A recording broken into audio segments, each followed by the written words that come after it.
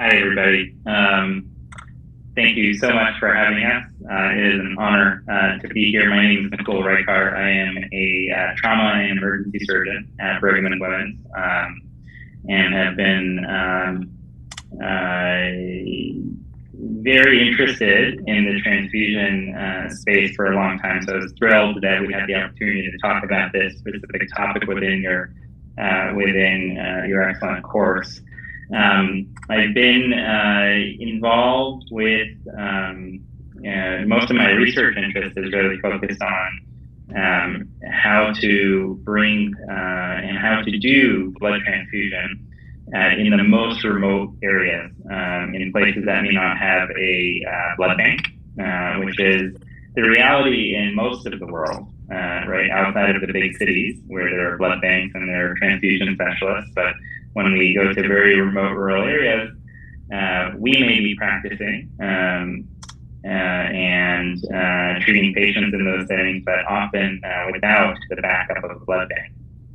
And so these are very important issues.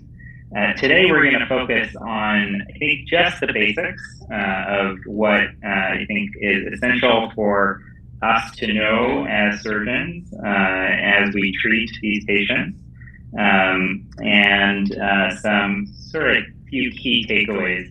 We have a lot of content, and some of it is very basic science and research heavy, but we will try to sort of just, we don't want to bog you down in the details and really just have a focus on the big point, and then we are happy to talk about the details with all of you as well. I have with me Dr. Leo Lin. He is a colleague of mine at Brigham and Women's Hospital, one of my partners. He's currently in his second year of practice at the Brigham, and the senior acute care surgery fellow for the group, and has been a tour de force in our group. And so I invited him to give this talk with us today. And Leo, do you want to say a few words? Introduce yourself? Yeah, thanks so much for having me. And it's my honor and pleasure to be here to be able to join Dr. Raykar to do this talk. And I actually had a lot of fun doing research and reviews of stuff for myself. I think it's very important. And yeah, I'm very glad to be here. Awesome. All right, let's get to it. So there are just three objectives for this talk. My wife works in consulting, and she told me that they have a statistic that they pass around that of all PowerPoint lectures that are delivered, participants on average only retain 7% of the content. Which makes sense for me, because when I listen to a talk, I remember one or two things, and so it's hard to keep track sometimes. So what we are hoping to do here is focus on these three things. Okay, why is the indications for transfusion, why we transfuse, and when to transfuse. What to transfuse in terms of the actual blood products and why we may make those decisions, and then what to watch out for in terms of complications. If we have a little bit of time at the end, we'll talk about some of the research that we're working on in Kenya, but that's a secondary objective. So we're going to start with a question, and I'm hoping that someone can. Maybe we can all just kind of vote here. Why do we transfuse? Is it A, to prevent or reverse anemia, so we see a low hemoglobin, or is it to prevent or reverse tissue hypoxia? How many people think it's A? You guys want to just maybe show of hands? Anybody? Or we can just have you use the chat. So maybe just type into the chat group with your choices. I had a poll set up. I think the meeting format is a little different from what I anticipated. So you can type your answer into the chat group. B. Good. Okay. Yes, seems like there was a tepid response for A, which is good. Most people know the right answer. Perfect. So anemia, right, is defined for patient care as the reduction in one or more of the major RBC measurements. Okay, so whether you want to use hemoglobin or you want to use hematocrit doesn't really matter.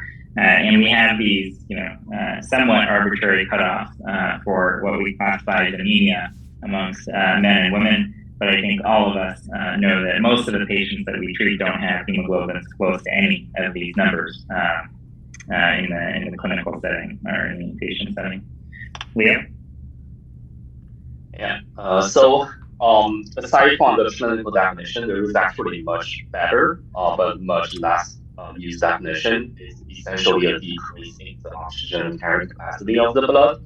Unfortunately, that measurement can only be done in the laboratory, and it's reflected by the red cell mass. That's the reason why we don't use this definition. And essentially, we use the hematocrit and hemoglobin as a surrogate to for the oxygen carrying capacity of the blood. And the issue with the AMA is, so what's the problem? The problem is that because hemoglobin and the hematocrit are measurement of concentration, which is vary from to be influenced by hemodilution. So there have been studies, as well as this one, which was conducted in 2005. Essentially, just look at patient standing versus supine. So as you can imagine, when you go from posture from standing to supine, you actually increase your plasma volume because the gravity no longer works on the leg, pulling it down towards the dependent body. So that increase in plasma volume, as shown on the right side of the graph, actually cause hemodilution and decrease the hematocrit. And how much you ask is about 4.1%, equivalent of 1 unit TRBC. So just by changing the posture, there is significant change to the hematocrit and hemoglobin without any significant change to the carrying capacity. So that's one thing to keep in mind. Next slide. And so the second thing is, so how low can we really go on the hematocrit and hemoglobin? So there have been many animal studies where it shows that when the intravascular volume is maintained, so that's a key point here, which we'll discuss later. When the intravascular volume is maintained, the hematocrit can actually drop as low as 5 to 10%, equivalent to the hemoglobin 1.5 to 3, which do not actually have any adverse effect on tissue oxygenation, even in a weak animal breathing under the air. In humans, obviously, it would be unethical to perform experiment like that, but we have been had experiment where we do serial dilution in healthy humans, and things like hemoglobin of 5 is actually has no apparent harm. But the key point here is severe anemia is tolerated when intravascular volume is maintained. But again, just by expanding the intravascular volume alone can have its own problems that we'll discuss later. But the concept here is that hemoglobin, hematocrit is largely influenced by hemodilution, and they actually can go pretty low without any issue on oxygen carrying capacity, as long as the volume is maintained. Next slide. So the physiology behind it is shown by this graph. Let me try to break down really simply. So there are only 4 things to keep in mind, or 3 things rather. So first is oxygen delivery. So as you can imagine, it's like little trucks. Each truck carrying a certain amount of oxygen. But when we offload those trucks, we don't offload completely. So as you can imagine, trucks are like your RBCs. As you decrease your hemoglobin, hematocrit, the trucks decreases as we expected. So the oxygen delivery decreases. Next slide, as shown right over here. And but as that decreases, we offload more. Like I said, the truck is not completely offloaded in normal second state. So we offload more as we decrease. So extraction goes up. And the result is that the oxygen uptake at tissue level actually remains unchanged. So that's the reason why patients can actually tolerate pretty low hemoglobin hematocrit without any physiological impact, is because the extraction. So the bottom line is that we transfuse not to maintain the hemoglobin hematocrit level, but it's really to prevent and reverse the tissue hypoxia. Next slide.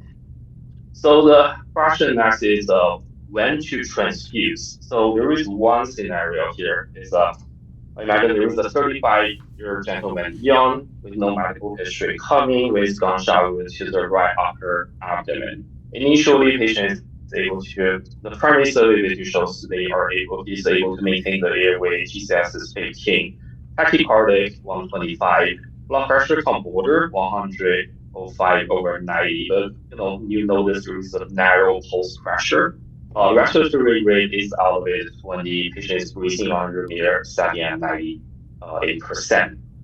You put the ultrasound probe on the abdomen and shows there is free fluid, suggesting patient may be bleeding. So the initial lab comeback hemoglobin is 12, hematocrit is 36. So do we transfuse, and what's the threshold for transfuse? So again, type your answer into the chat.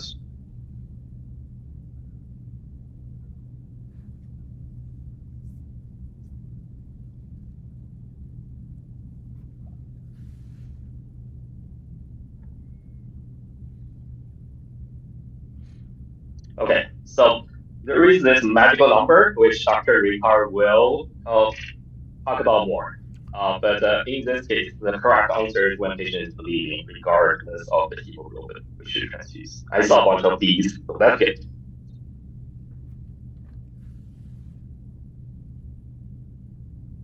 Dr. Raykar. Sorry about that. We saw a bunch of D's and a bunch of A's, and this was supposed to be kind of a gotcha question. We were hoping some people would pick A. But the point here is that the hemoglobin of 7, right, is a number that all of us know as physicians, as surgeons, as critical care people. We always know that hemoglobin of 7 is kind of a threshold for transfusion. But we need to separate our, our surgery, trauma, bleeding perspective from the standard kind of reasons, the other reasons that we transfuse in clinical medicine. And when a patient is bleeding, right, all of those transfusion targets and thresholds kind of go right out the window. So we're just going to talk a little bit about what the presentations of the classes of shock are, and this is of course a classic table. But you've got 4 classes of shock, and blood loss in class 1 shock is up to 15% of blood volume. Class 2 shock is up to 30% of blood volume. Class 3 and class 4 is 30 to 40%, greater than 40%. And I think the key thing to remember, right, is you can lose up to 15% of your blood volume, and your blood pressure, you look down to this, the third and fourth rows here, the pulse rate and the systolic blood pressure are normal. Nothing has changed clinically in these patients. And so, there's we say the first sign might be some anxiety or some, but often, most of our patients who are in a trauma situation who are bleeding are anxious. Of course, they're anxious. And so, this is a classic sort of recognition that it actually takes a lot of time, right, before people bleed enough that there are physiologic changes and subsequently laboratory changes that will actually reflect that. Essentially, when a patient is bleeding, right, they need blood or volume, and that magic number of 7, right, is not specifically relevant to trauma. We know that number, right, was generated in a critical care sort of scenario, looking at patients. The Turk trial is very, very famous, right, and it has changed practice everywhere. What they showed was they needed to pick two numbers with enough separation in a clinical trial to be able to say something. And so they picked, a restricted strategy of keeping people's hemoglobins around 7 versus something around 10 to 12, and showed that there was no difference. It was actually better outcomes in the patients who had 7 hemoglobin. And that has translated into clinical practice of us, transfusing at a threshold of 7, but or waiting for it to go down to 7 before we transfuse. But just the key point here is this is not relevant for trauma. So you can transfuse when you think a patient is bleeding clinically and they have lost blood volume, so you have to give them back blood volume or volume in some capacity.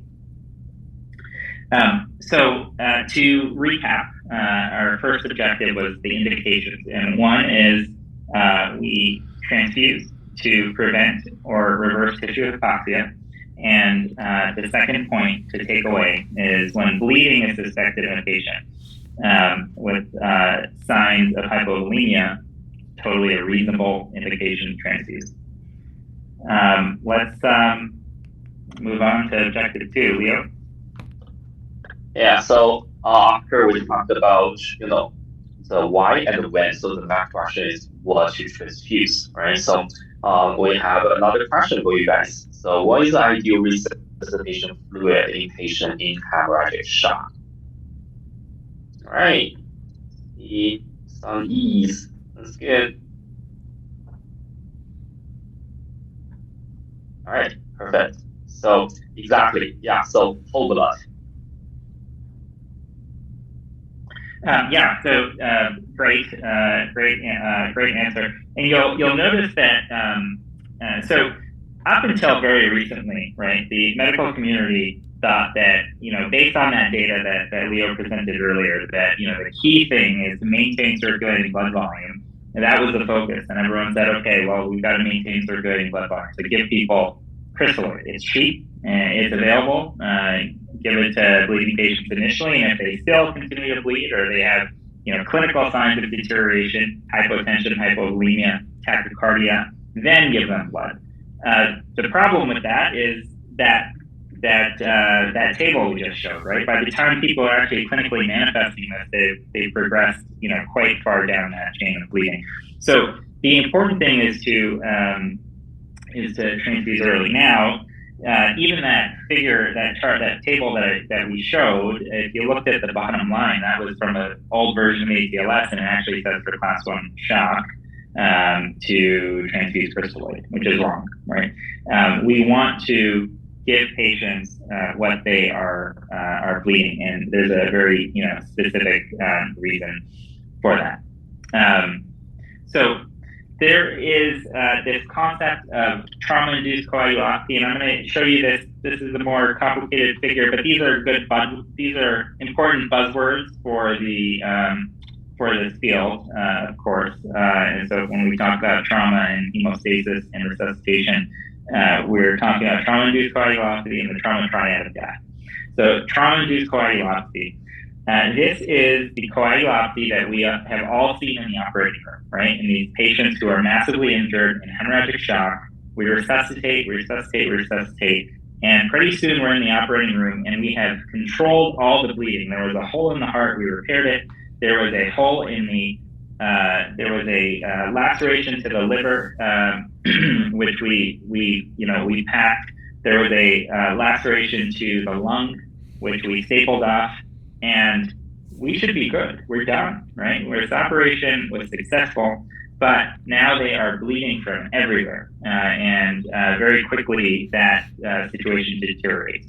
So why does that happen? And it used to happen a lot more frequently than it does now.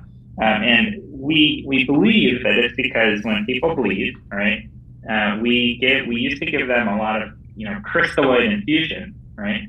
That crystalloid infusion would dilute the coagulation factors and platelets that they had, right? So now when we're giving them crystalloid or we're giving them just red blood cells, right, we're not giving them all the other things that are present in our blood that are necessary for clotting hemostasis. So we're not giving them platelets, we're not giving them plasma. So we dilute them further, and that leads to a coagulopathy, which leads to more bleeding, which leads to hypothermia and ultimately cardiac dysfunction and death. So this has also been relabeled for simplicity, the trauma triad of death, which is hypothermia, coagulopathy, metabolic acidosis. These kind of go in a very, a self-fulfilling prophecy, so to speak. One thing leads to the other. It's a feedback loop that is very difficult to stop unless you actually give people the product that they need, rewarm them, and hopefully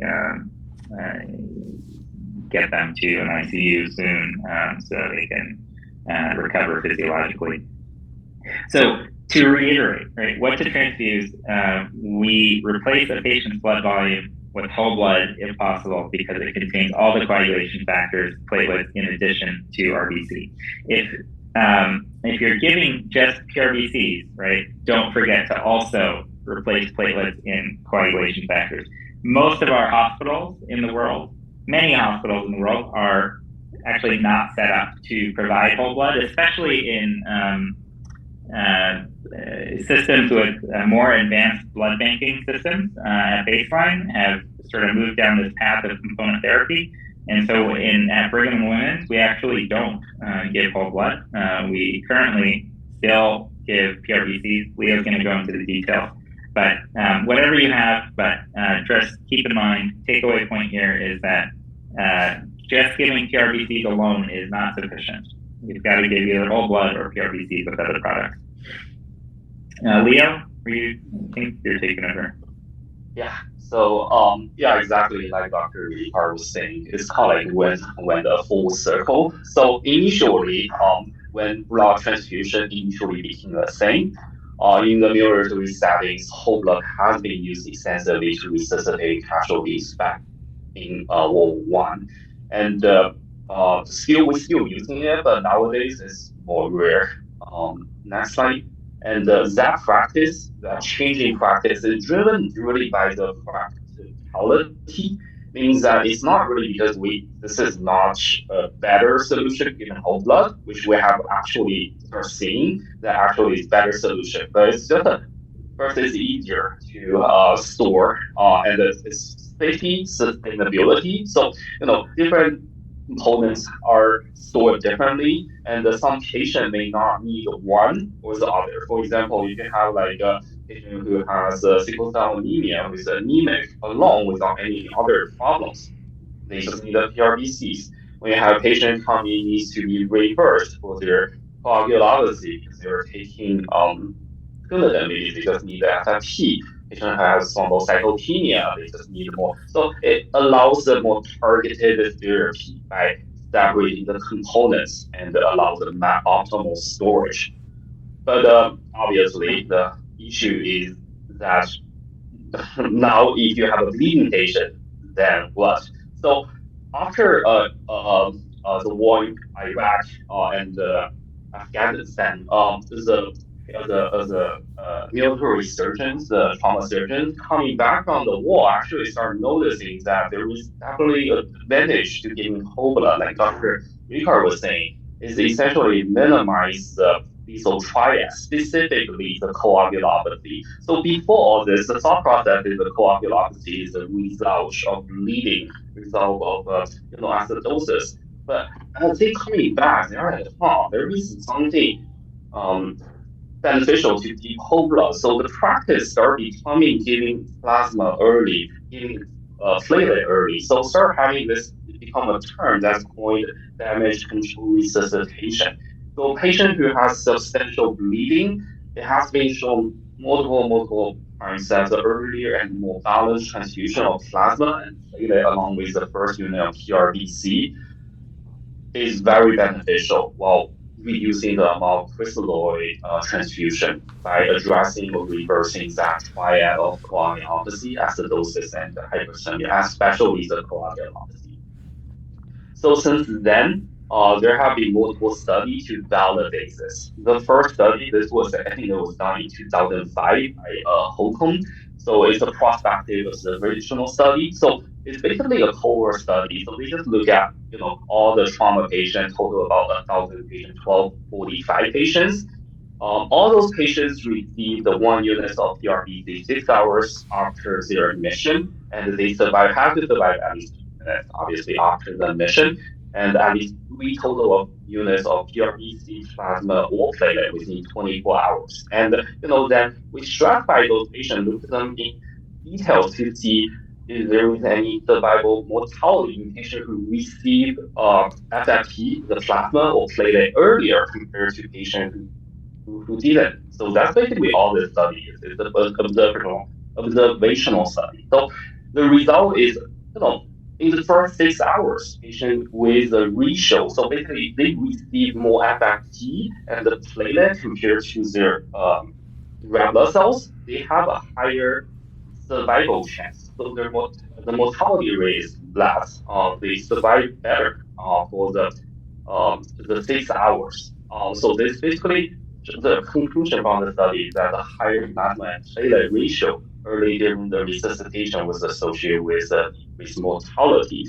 So after this, people who argue that there may be some bias in this study because it's observational, and the patient maybe there was a selection bias, meaning that the patient who survived longer end up getting more product from the lungs, FFP platelet, and end up becoming the ratio becomes more favorable to the study. That's one. The other is concerning maybe because transfusing FFP and platelet do have a less adverse effect. So there is also some concern.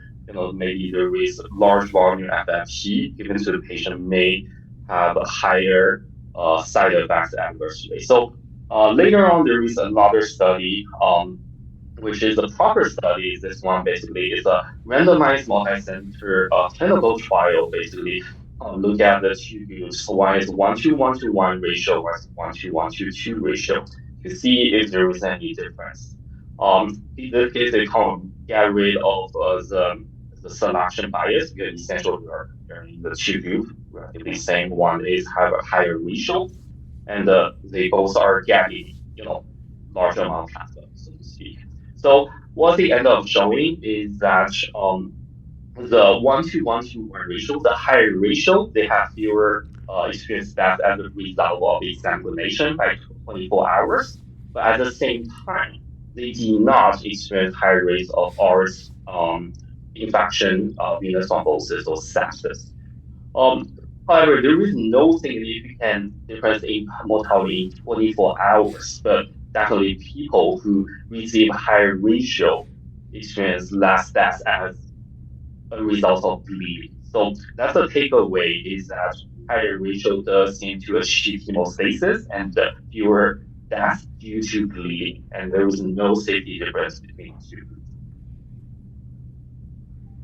All right, so as it toward the end of that study, they also look at it because in the long run, the 1:1:1 group versus the 1:1:2 group, in the long run, they actually became almost the same, because the 1:1:2 groups, they also start doing a more goal-guided correction of the coagulopathy. There are 2 ways we can try to correct coagulopathy more focused, guided by numbers. So one is the tag or elastography. The other one is roll temp. They're pretty much very similar. Essentially, they provide a sensitive and accurate measurement of the coagulation change seen in the surgical patients. It basically detects the clot strength and try to determine what does the patient need. Is that FFP? Is that more platelet?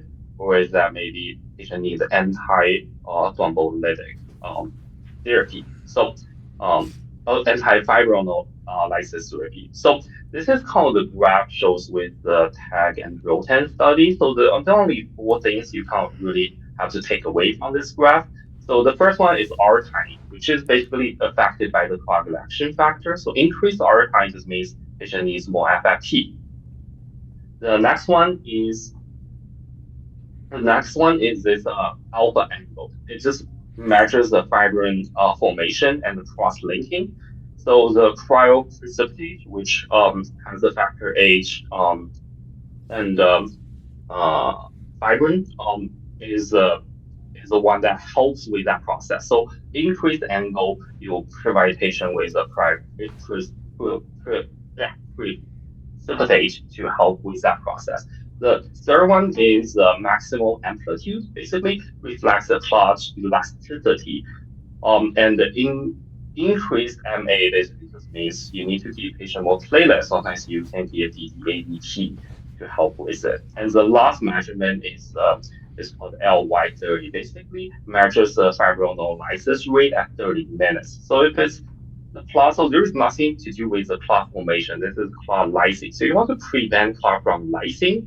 So by giving TXA will help the clot not being lysed too prematurely. So which led to the next therapy is the TXA therapy. So basically, it's a medication is an anti-fibrinolytic medication that competitively inhibits the plasminogen, which activate the plasmin. So it prevents the degradation of fibrin, which basically is your clot or your the building blocks of your clots. So by giving the TXA, the idea is basically slow down the degradation process. So your clotting will be more long-lasting.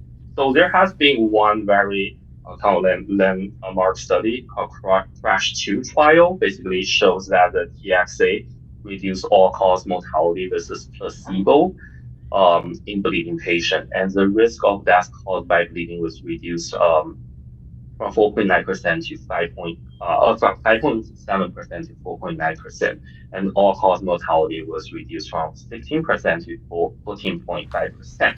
But the caveat is that it has to be given early. So within 3 hours of admission, if you give late, it either is not as effective and potentially could be harmful. So the standard practice in United States for trauma patient who is in hemorrhagic shock, basically when they admit it, as long as within that 3 hour window, we give the TXA to increase the mortality.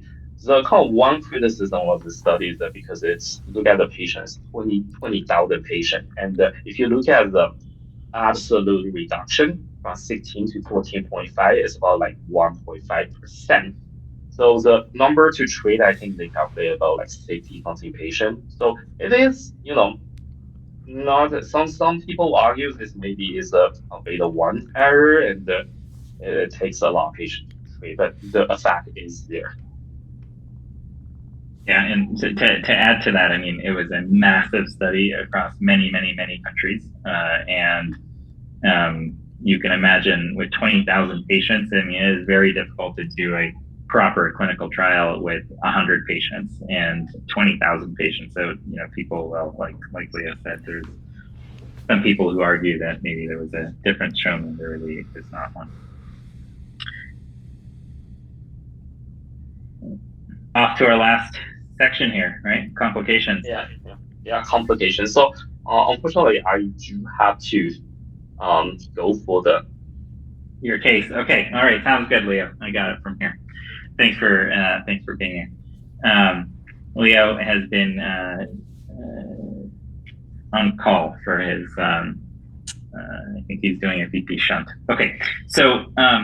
What to watch out for. So just a couple of slides here to sort of round out our conversation.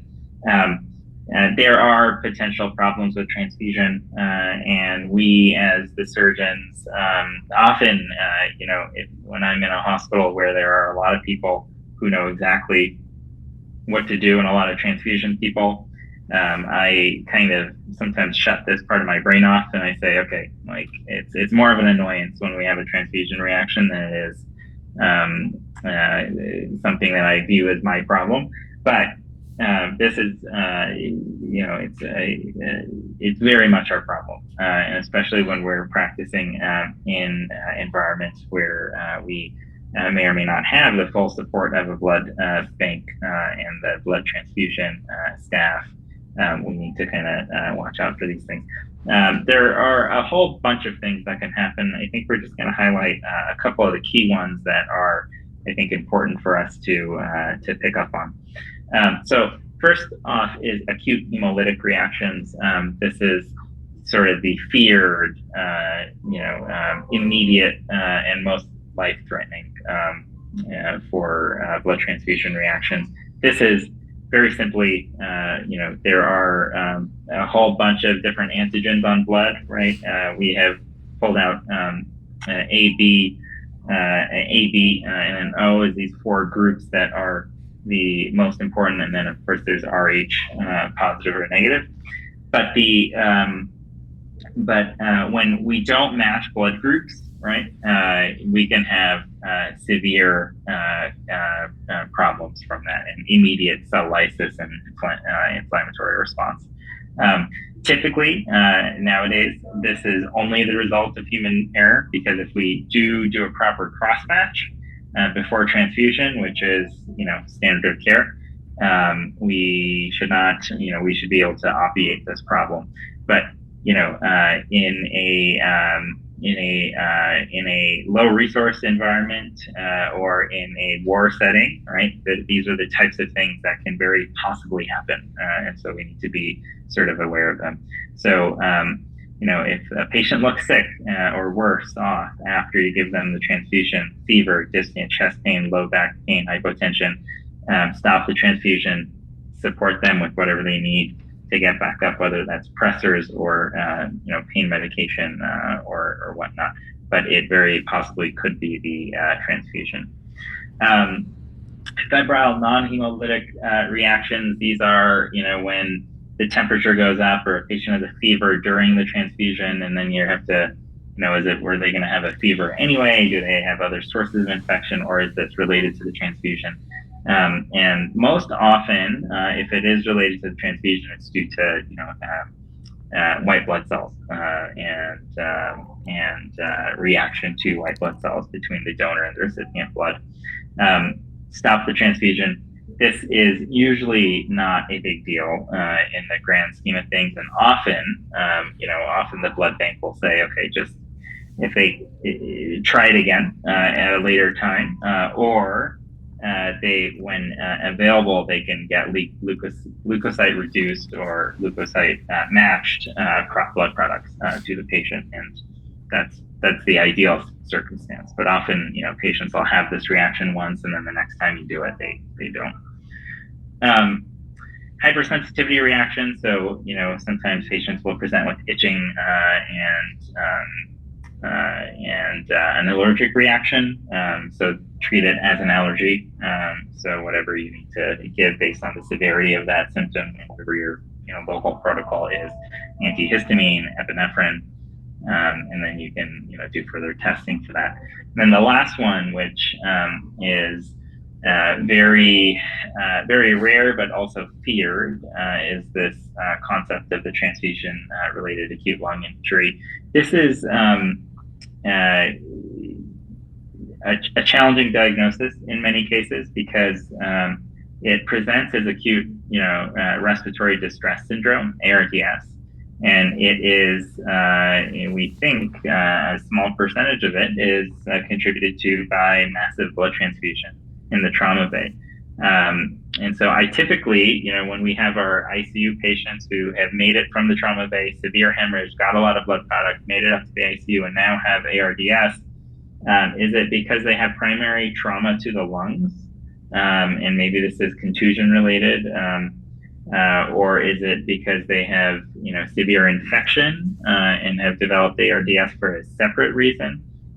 Or is it because of the transfusion? Usually the time courses are different, right? So if it's more of the standard ARDS due to a pneumonia or due to a systemic inflammatory response due to infection, these typically are not presenting and are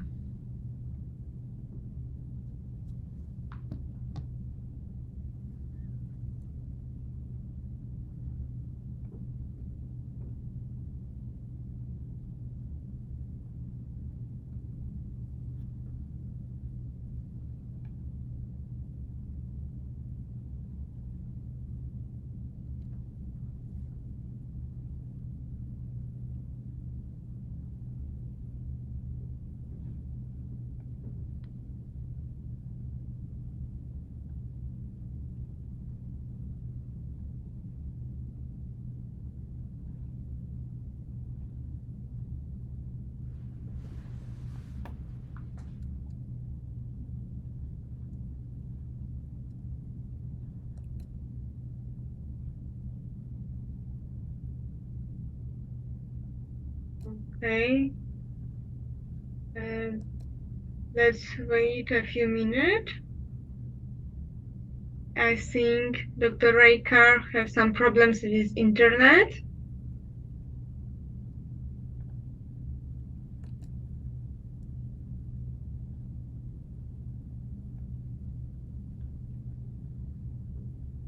Maybe Dr. Lin is here.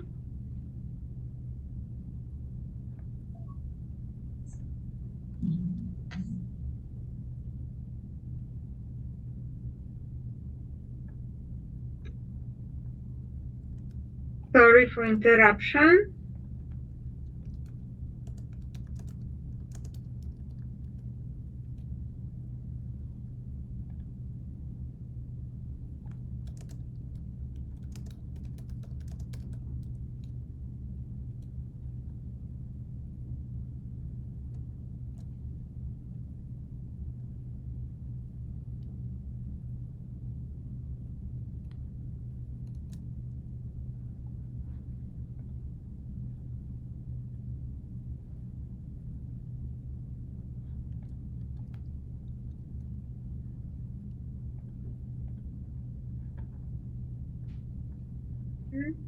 We will email to Dr. Raykar.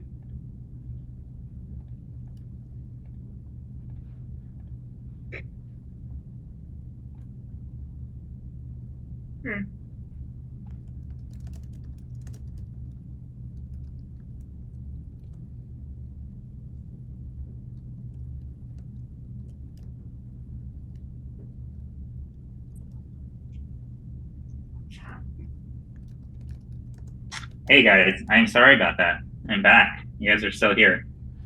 You're welcome again. Well, we had to have at least one internet problem during this, so I apologize for that.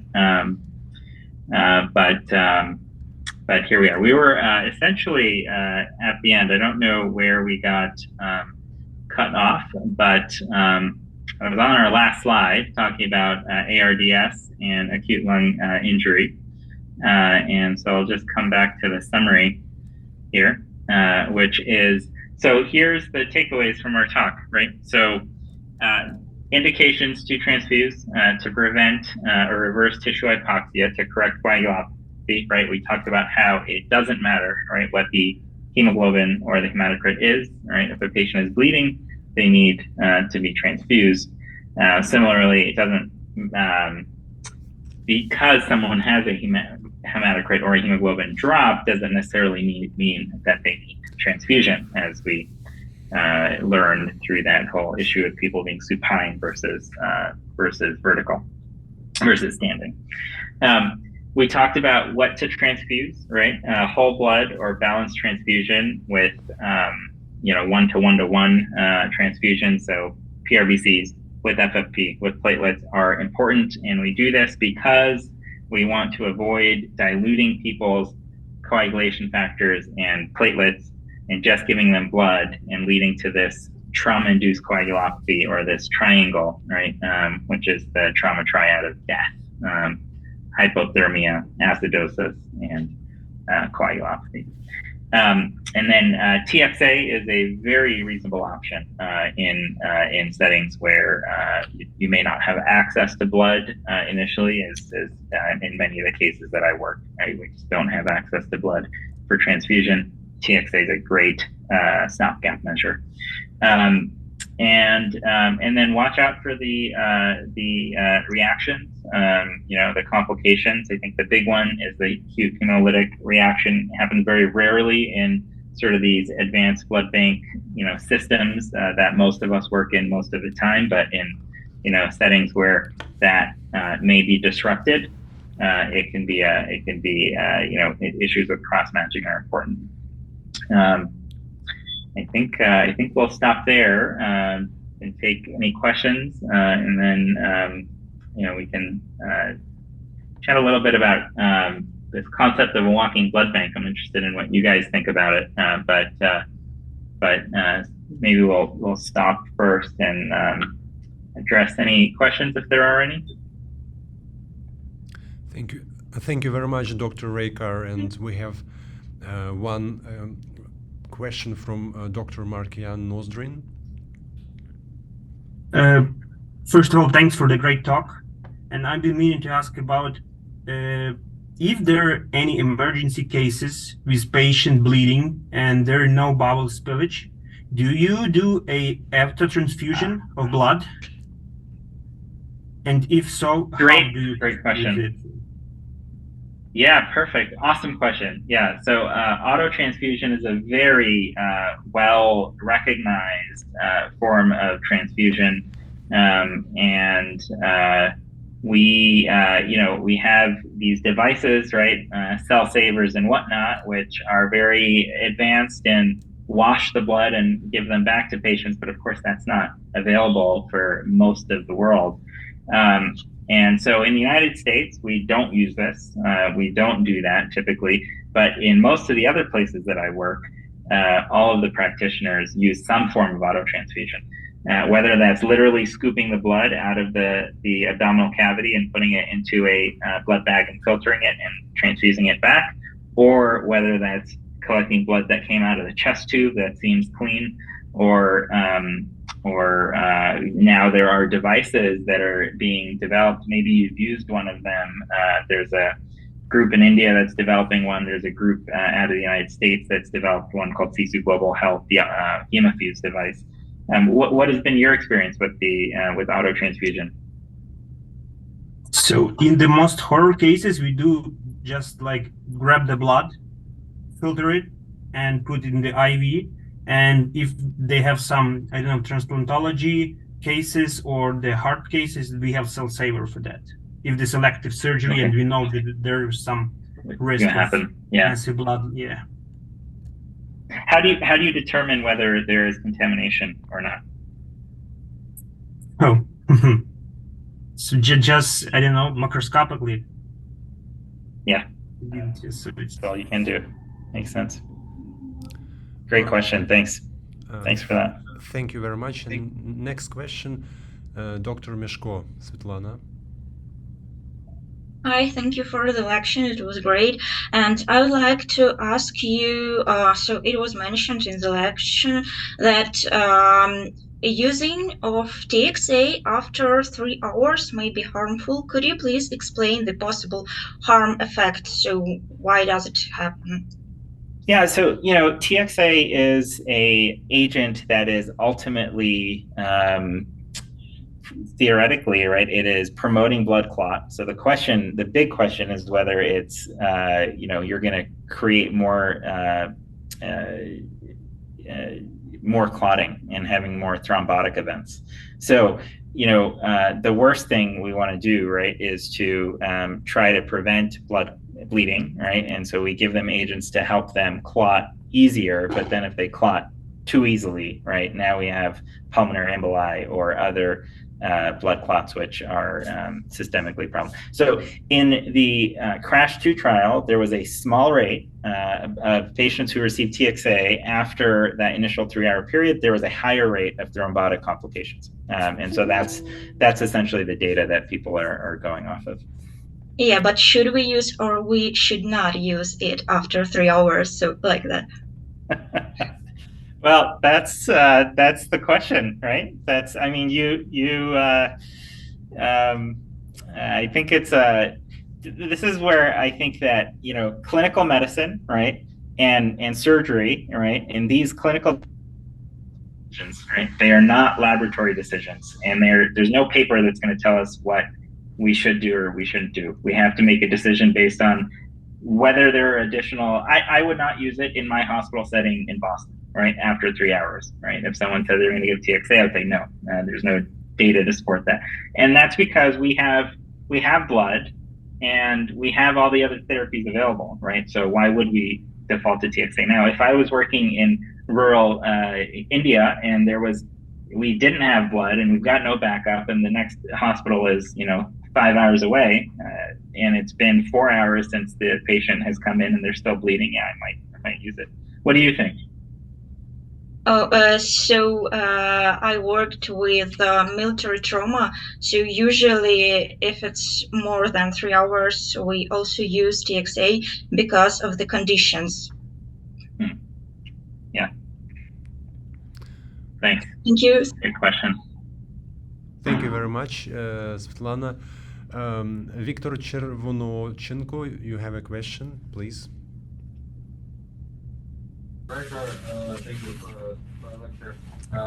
My question is, would you advise for a patient who is chronically anemic with the hemoglobin about 8, maybe 8.5, and the patient is undergoing an elective surgery with where and some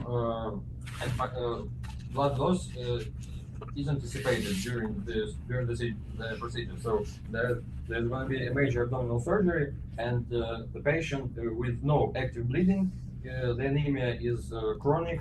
Would you advise to give this patient preventive transfusion before the operation, or just to control the hemoglobin and transfuse and give the patient transfusion only if hemoglobin drops below 7? So that's a great point. Man, all of these questions are so spot on, right? This is all the gray zone of what we do. I think it depends on how much blood loss you expect. So for a high risk or a high bleeding operation, I do routinely transfuse, even though that we have a higher hemoglobin, right? But I knew that it was somewhat on the border, and we're expecting a lot of blood loss. I'll have the blood in the room. I won't necessarily transfuse until we've started to lose some blood, and then I'll say give the blood, and then we'll check, and then we'll go based off physiology at that point. But I often do have, I have a low threshold to transfusing if the hemoglobin is. I don't wait for the hemoglobin number to come back down to below 7 in order to transfuse, right? Because we know there is bleeding. Is that do you agree with that, or what's been your practice? Well, in my practice, I think we have an ideal threshold would be 9, but sometimes if we have 8.5 and we don't anticipate a really big blood loss, we can proceed with 8.5. But ideally, we use 9 as a threshold for elective procedures. And if you don't mind, then what threshold do you have? Well, I think if the starting hemoglobin is below 7, right, it's a no-brainer in our system to go ahead and transfuse that patient before surgery. I think anything above that is a little bit of a conversation as to how much bleeding we expect and whether the patient will benefit from blood versus something else, or whether a wait-and-see approach is reasonable. Thank you very much. Thank you very much. We have a question from Dr. Elka Farna. Hello, thank you for the lecture. I have 2 questions. One about patients with cirrhosis. Do you have a restrictive approach for patients with cirrhosis, especially after variceal hemorrhage, variceal bleeding? This is the first one. And the second question is about what solution or crystalloid of choice, if you don't have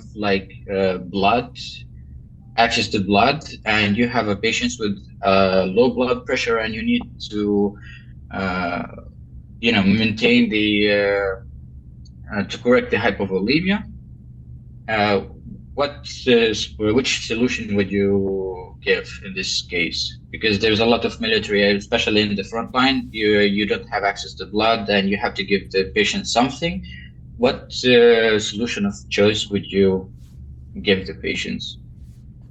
So for the second question, it's what was the clinical premise? It's a patient who has hypotension, but you don't have access to blood? Their little blood pressures are soft? Yes.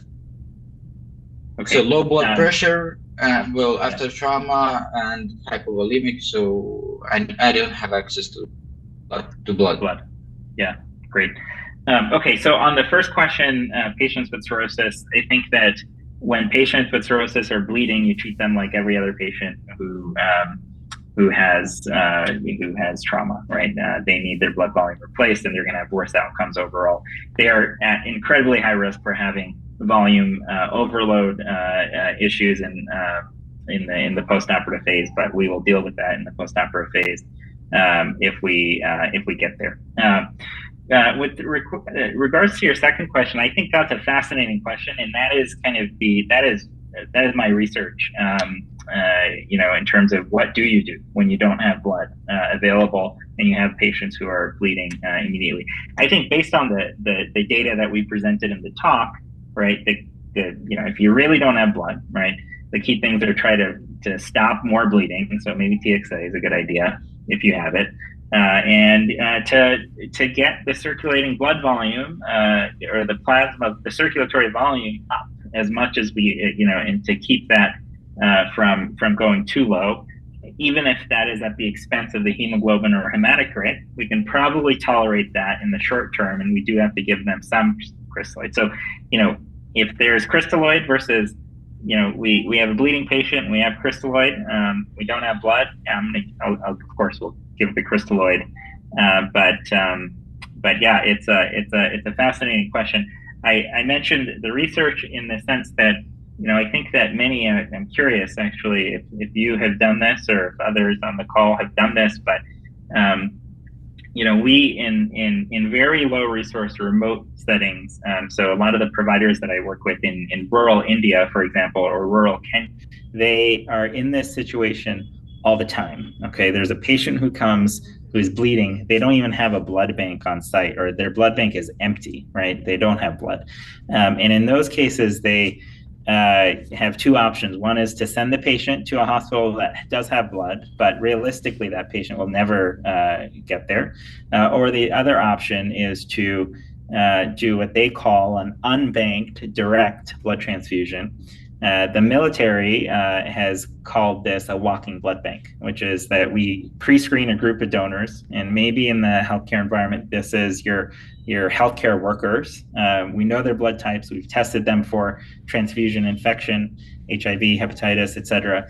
And in that emergency setting, you need blood, you ask one of your healthcare workers for blood, get that blood and transfuse. You can test it, you don't have to test it depending on your level of confidence in it and the urgency of the situation. But I think it's a tough question. It's a terrible situation to be in.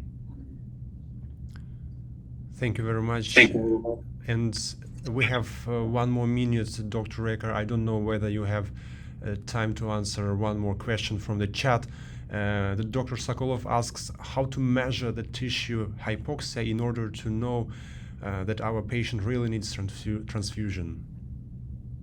Yeah, wow, that's a great question. So I think the short answer is because it is so annoying and imprecise to do that, that's why we use proxy measures like hemoglobin and hematocrit. I think ideally, right, tissue hypoxia would be, we would have oxygen probes in different tissues and be able to determine whether or not their oxygen levels have dropped. That is very difficult to do, right? Impossible to do, perhaps, in a clinical setting. And so then we use surrogate measures, right? Which is oxygenation to the brain, oxygenation to the kidneys, oxygenation to the heart, right? What are the clinical manifestations of those? They are, altered mental status, decreased urine output, cardiac dysfunction.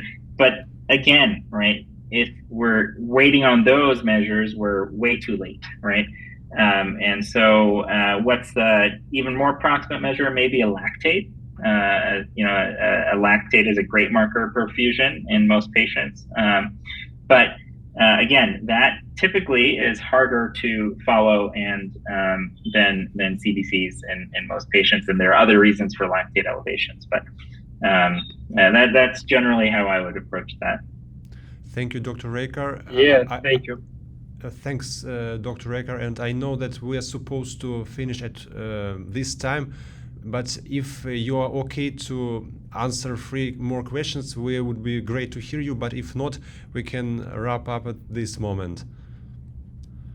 I can definitely stay on for a bit. Yeah, for sure. Oh, thank you. We have 3 more raised hands. Dr. Olga Ivanchenko, please. Okay. Thank you very much. I have 2 questions. And the first question is, in what dosage and how do you inject tranexam? This is the first question. And the second question is, what is the maximum amount of blood you transfused?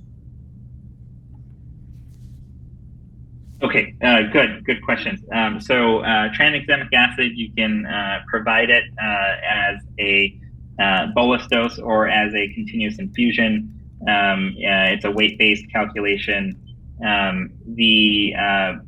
Our protocol in Boston is to provide the bolus dose initially, and then if there is, but that's all that's given. If that's given, and that can be given in the field before the patient comes to the hospital, or it can be given immediately upon them coming to the hospital.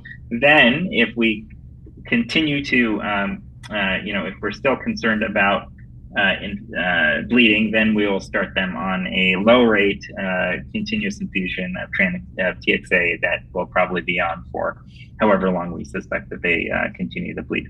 The second question was, I'm sorry, I don't remember.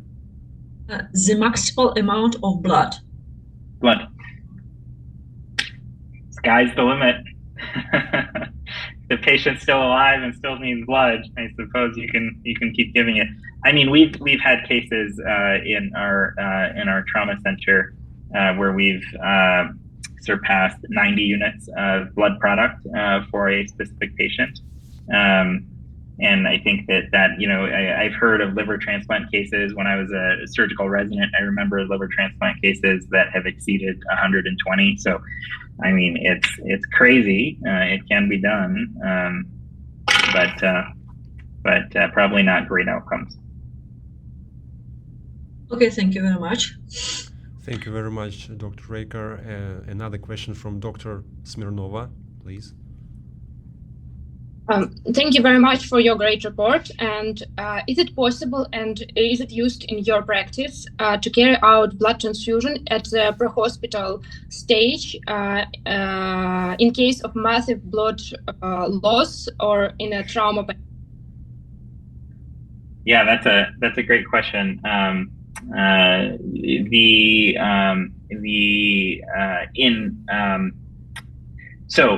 Pre-hospital blood transfusion is an area of growing interest, and there's a lot of people who are working on this issue all over the world.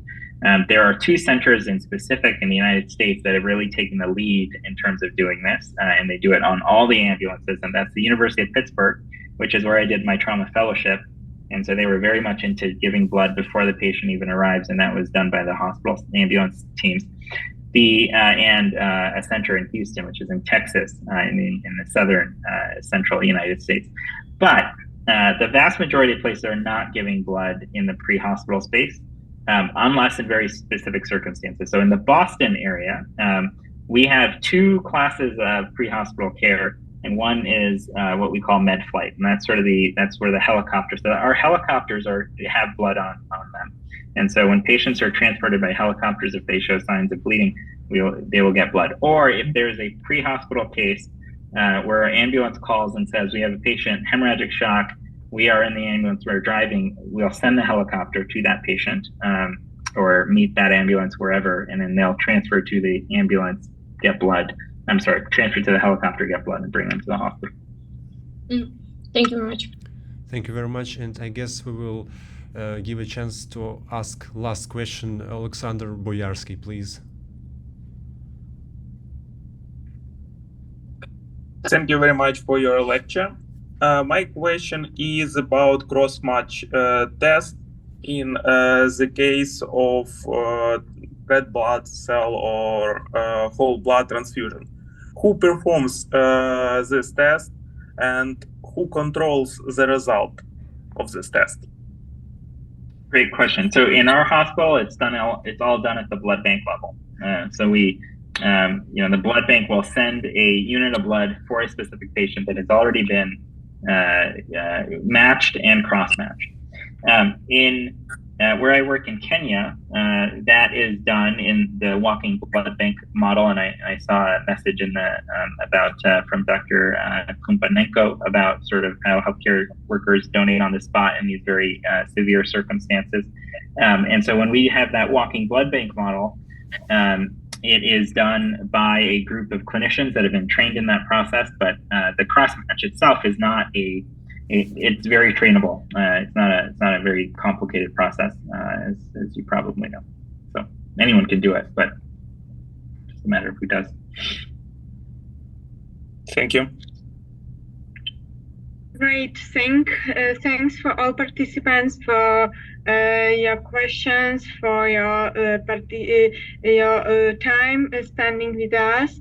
Thank you, Dr. Raykar, for the practice-changing information for all of us and for sharing your knowledge. It's very important for us. And sorry that it's a short lecture. We want to spend more time to discuss, of course. Maybe in future we will have new opportunities, and you are welcome to our projects. Thank you all. For sure. Thank you so much for having me, and thanks for the incredible questions. Very, very insightful. I will leave my email address in the chat in case anyone wants to get in touch, or you can get in touch with, I think Solomia and Ali will have my contact details as well. I was fascinated by what you guys taught me during the Q&A, and I think my research is in walking blood banks and autotransfusion and intraoperative autotransfusion, and so if people have experience and ideas and would like to collaborate, please do reach out. Great. Take care. Thank you very much. Thank you for all participants. See you on the next meeting. Have a nice and safe evening. Yeah, thank you. Okay, Bye. bye. Thank you very much. Bye. See you. Bye. Bye. Thank you. Bye.